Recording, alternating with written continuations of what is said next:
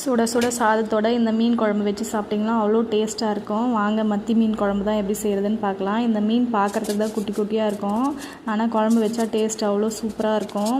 நான் வந்து இன்றைக்கி மண் சட்டியில் தான் குழம்பு வைக்க போகிறேன். மண் சட்டி நல்லா சூடு ஏறினதும் எண்ணெய் ஒரு 4 ஸ்பூன் சேர்த்துக்கலாம். நல்லெண்ணெய் சேர்த்து செஞ்சால் நல்லாயிருக்கும்.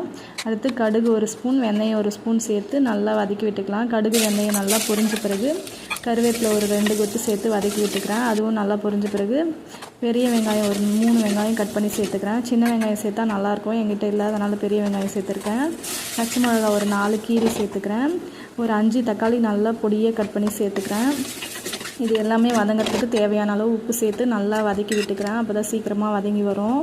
இதில் வந்து தேவையான அளவு மஞ்சத்தூள், உப்பு, அதுக்கப்புறம் மிளகாத்தூள் ஒரு 3 ஸ்பூன் சேர்த்துக்கிறேன். அப்புறம் தனியாத்தூள் ஒரு 3 ஸ்பூன். இவ்வளோ தான் மசாலா ஐட்டம். இது எல்லாத்தையும் சேர்த்து நல்லா வதக்கி விட்டுக்கலாம். நல்லா ஓரளவுக்கு எண்ணெய் பிரிஞ்சு வந்த பிறகு புளி வந்து ஆல்ரெடி ஊற வச்சுருந்தேன், அதை நல்லா கரைச்சி சேர்த்துக்கிறேன். அவ்வளோதான், இதை மூடி போட்டு க்ளோஸ் பண்ணிடலாம். கொத்தமல்லி வந்து கொஞ்சம் சேர்த்துக்குங்க. க்ளோஸ் பண்ணி நல்லா வேக வச்சு எடுத்துக்கலாம். நல்லா இப்படி கொதித்து வந்த பிறகு மீனை க்ளீன் பண்ணி எடுத்து வச்சுருந்தேன், அந்த மீனை சேர்த்துக்கிறேன்.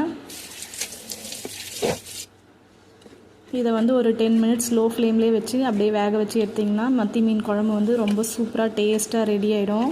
நான் இவ்வளோ டேஸ்ட்டாக வரும்னு எதிர்பார்க்கல, ரொம்ப சூப்பராகவே இருந்தது.